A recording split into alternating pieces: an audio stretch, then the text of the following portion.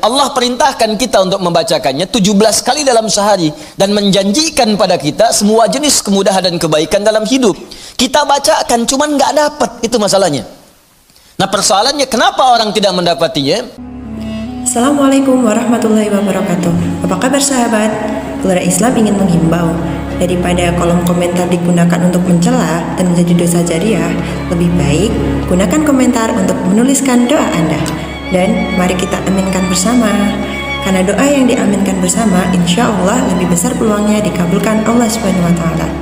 Dukung terus perjuangan keluarga Islam dengan cara klik like, subscribe, serta aktifkan tombol loncengnya. Dan mari kita perjuangkan agama kita, karena Anda orang Islam juga kan? Selamat menonton.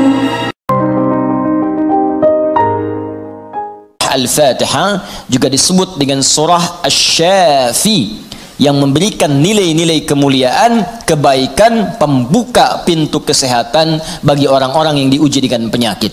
Asy-Syafi, Al-Kafi, sesuatu yang dicukupkan dengannya, yang menjangkau semua hal kebutuhan yang kita perlukan dalam kehidupan di dunia. Jadi kalau kita amalkan isinya, semua hal yang baik-baik dalam kehidupan kita di dunia sampai ke akhirat akan dibukakan oleh Allah Subhanahu wa Ta'ala. Apa yang Anda butuhkan? Apa yang Anda perlukan? Apakah kemudahan dalam beraktivitas? Apakah kemudahan dalam rizki? Amalkan isinya, maka kita akan dimudahkan dan diistimewakan oleh Allah Subhanahu wa Ta'ala. Demikian dengan nama-nama yang lainnya, sampai diberikan nama 14 kurang lebih untuk menunjukkan luasnya jangkauan kemuliaan dan sifat-sifat kebaikan yang dimiliki oleh surah ini. Lalu pertanyaannya, bagaimana kemudian mendapatkan hal yang dimaksudkan tadi? Kalau sakit, cepat sembuhnya. Orang dulu dibacakan sekali Al-Fatihah, dengan izin Allah langsung sembuh. Kalau kita ada kesulitan rezeki, cepat didatangkannya. Orang dulu kemudian mengamalkan surah Al-Fatihah, maka bahkan ada orang yang belum minta, sudah langsung disediakan oleh Allah Subhanahu wa Ta'ala. Demikian dengan aspek-aspek yang lainnya. Karena itu penting bagi kita untuk mengetahui isi surah ini, kemudian mengamalkan kandungannya, tidak sekedar membacakannya tapi tidak mengetahui isinya, tidak paham kemudian kandungannya, sehingga saat kita mengamalkan isinya, kita tidak disertai dengan pemahaman yang baik dan tidak merasakan bagaimana kemuliaan surah yang dimaksudkan. Yang paling berbahaya, dibaca iya tiap hari tapi nggak diamalkan isinya, itu persoalannya. Berbahayanya bukan berbahaya dalam persoalan nggak dapat pahala, bukan.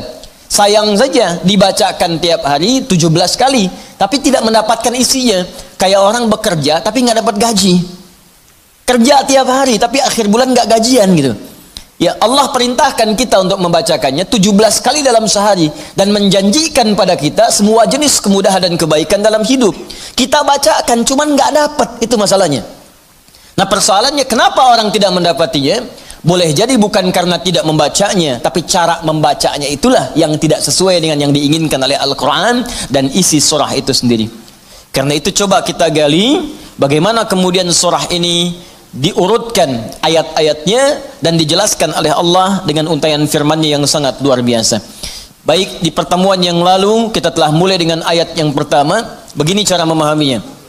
Al-Fatihah. Kalau kita ingin memulai bacaan Al-Quran, maka mulai dengan surah ini. Itu yang khusus. Al-Fatihah. Jika kita ingin mendapatkan semua jenis kebaikan dalam hidup dunia akhirat, maka mulai pahami ayat-ayat berikut ini. Cara memahaminya, satu, Bismillahirrahmanirrahim. Baik, Bismillahirrahmanirrahim. Amalkan bagian ayat yang pertama yang memiliki 5 makna dalam kalimat atau ayat yang telah disebutkan tadi.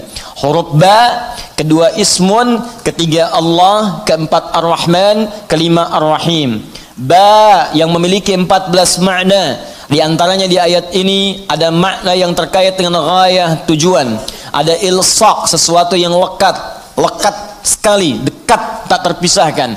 Kemudian musahabah, yang mengawasi kemanapun kita beraktivitas. Kemudian ada istighraq, sesuatu yang luas, menyeluruh, ya, tanpa kecuali.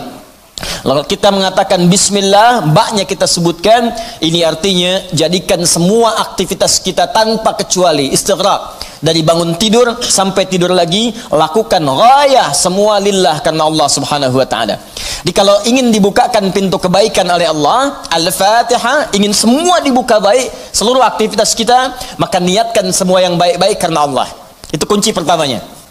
Bangun tidur, niatkan karena Allah. Di begitu Anda bangun, niatkan semua aktivitas karena Allah Subhanahu wa taala. Karena itu saat kita bangun tidur, semua ditujukan karena Allah. Alhamdulillahilladzi ahyana ba'dama amatana wa ilaihin nusyur. Jadi kalimat pertama dengan akhir itu karena Allah. Alhamdulillah, terima kasih ya Allah, saya diberikan kesempatan hidup lagi saat ini, padahal Engkau bisa wafatkan aku dalam tidur tadi. Dengan izinmu, ya, sesuai dengan ajal darimu, aku diberikan semua kesempatan untuk hidup lagi. Alhamdulillah, semua pujian aku berikan kepadamu, lillah. Di ujungnya, wa ilaihin nusyur, maka sekarang aku akan beraktivitas mencari bekal sebagai persiapan pulang kepadamu. Wa ilaihi, untuk Allah Subhanahu wa taala. Makanya kalau Anda mengucapkan doa ini saat bangun tidur, kita sudah berjanji, semua aktivitas di hari itu kita akan tujukan karena Allah saja. Mencari bekal, bukan karena yang lain. Jadi kalau Anda ucapkan doa tadi, berarti nanti makannya karena Allah, minumnya karena Allah, bekerjanya karena Allah, salatnya karena Allah, infaknya karena Allah, merawat anak karena Allah, semua karena Allah. Ghayah. Awas, hati-hati ya, hati-hati. Maka dampaknya orang yang semua aktivitasnya dilakukan karena Allah Subhanahu wa taala, maka fungsi ba yang ketiga, satu tadi ghayah, kedua istighraq, yang ketiga ilsaq dan musahabah. Lekat dan diawasi oleh Allah.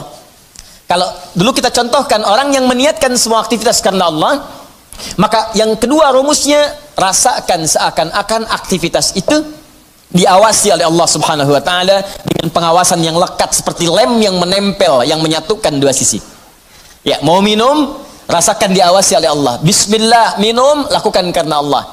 Maka mohon maaf, ketika minum Anda dikerjakan karena Allah dan merasa diawasi oleh Allah, ini kuncinya. Awas, ini kuncinya. Karena ada orang yang melakukan sesuatu karena Allah, tapi nggak merasa dilihat, nggak merasa diawasi. Ini saya tanya pada Anda, maaf ya, tadi saat sholat itu, sholatnya karena Allah bukan? Jawab aja, karena Allah bukan? Nah, karena Allah. Baik, kalau sesuatu dikerjakan karena Allah, maka rumus keduanya, rasakan Allah mengawasi kita. Pertanyaan saya yang kedua, saat Anda sholat tadi, saya sholat, kita sholat, merasa nggak diawasi Allah? Merasa nggak dilihat Allah? Karena beda antara orang yang merasa diawasi dengan yang hanya mengerjakan saja, itu lain. Akan beda. Silahkan Anda bekerja, merasa diawasi, Anda akan serius dalam pekerjaan Anda. Mahasiswa yang sedang ujian, merasa diawasi, itu akan fokus kepada soal. Susah, mau noleh kanan, khawatir, ada CCTV. Mau noleh kiri juga khawatir, karena terawasi, dia akan fokus. Makanya orang sholat itu kalau benar-benar sholatnya merasa diawasi, dia fokus, gak akan nengok kanan kiri. Gak ada istilahnya ketika takbir Allahu Akbar, tangannya gak sedekap nih. Tahiyatnya kok gerak-gerak ya. Atau bahkan saat sholat mikirkan yang lain. Allahu Akbar, tender ya Allah, tender. Allahu Akbar, WhatsApp belum dibalas. Allahu Akbar, status belum diupdate. Jadi kalau kita benar-benar merasakan diawasi Allah, bahkan kita pun akan belajar bagaimana cara membacakan bacaan dalam sholat supaya benar. Karena malu gitu. Malu baca Al-Fatihah, bacaan belum bagus, dan merasa didengar Allah, kan malu. Anda bicara di depan saya, bicaranya nggak jelas, Anda sendiri sudah nggak enak. Ustadz Adi, saya mau bertanya, silahkan. Kan kalau kedengaran nggak jelas pun, saya dengarnya pun nggak paham, Anda nyampaikan pun nggak enak.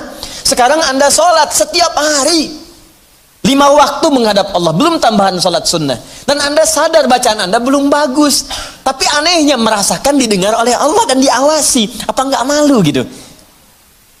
Coba deh satu kali rasakan hal yang demikian. Jadi kalau kita memang merasa, itu dampaknya lain ke dalam ibadah kita. Nanti rumus terapannya, aktivitas harian kita. Ini minum, ini memang minum ini pekerjaan sederhana, tiap hari kita minum. Cuman ada beda ketika minum kita itu merasa dilihat Allah. Maka saya katakan di pertemuan lalu, mustahil Anda akan menyentuh minuman yang tidak disukai oleh Allah. Mustahil. Jangankan menyentuh yang dilarang Allah, mau minum pakai tangan kiri pun rasanya nggak enak. Pasti Anda akan pindahkan itu kepada yang lebih baik. Paham sampai sini ya? Ya, sama dengan proses begini, mencari nafkah, bekerja, dari di jalan, dari baca, berpakaian. Kalau semua dikerjakan karena Allah, demi Allah saya katakan, mustahil dalam pekerjaan bisa mudah menyentuh yang diharamkan oleh Allah. Gak mungkin. Gak mungkin mau terima proyek yang haram, itu mustahil. Mustahil ikutan tender yang haram, mustahil. Mustahil menjerumuskan diri pada yang tidak disukai oleh Allah, karena merasa disukai, dilihat Allah, dan merasa diawasi. Jadi mustahil. Dusta itu mustahil, bohong itu mustahil, korupsi mustahil, nyogok gak mungkin. Bukan karena perkara takut orang lihat, karena Allah mengawasi kita.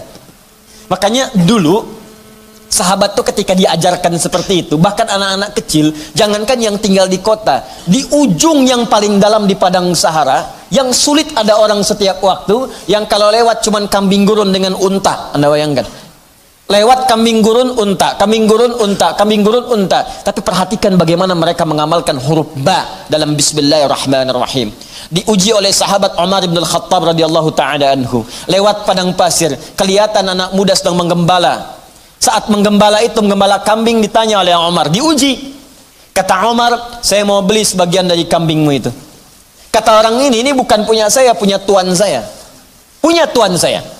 Kata Umar, tuanmu kan gak ada di sini, ini padang pasir yang luas, orang yang gak ada, beli aja, bilang dimakan serigala.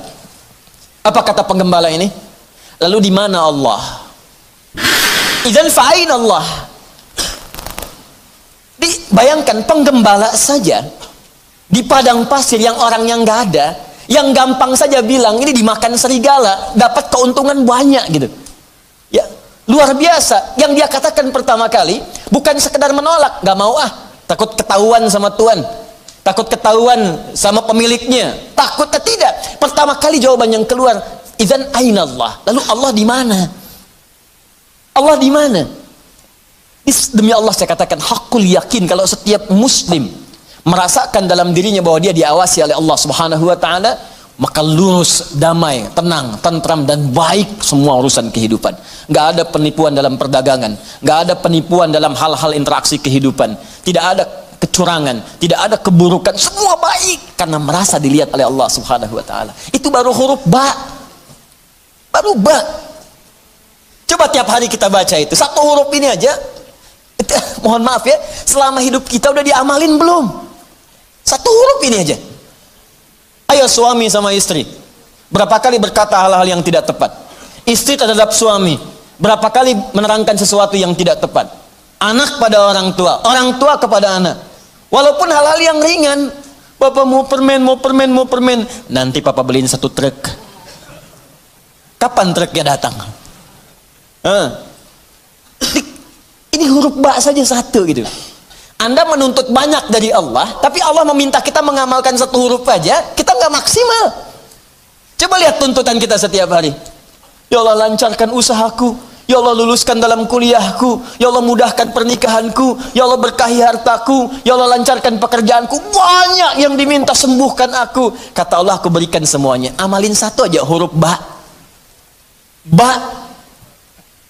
Ketika benar mengerjakannya, ismun bimakna sumuun, bimakna raf'un, terangkat, dimuliakan, ditinggikan. Ketika benar mengamalkannya, maka Allah akan berkenan meninggikan derajat kita, memuliakan kita pada semua aktivitas yang kita kerjakan dalam kehidupan kita. Syaratnya satu, kerjakan semua karena Allah Subhanahu wa taala.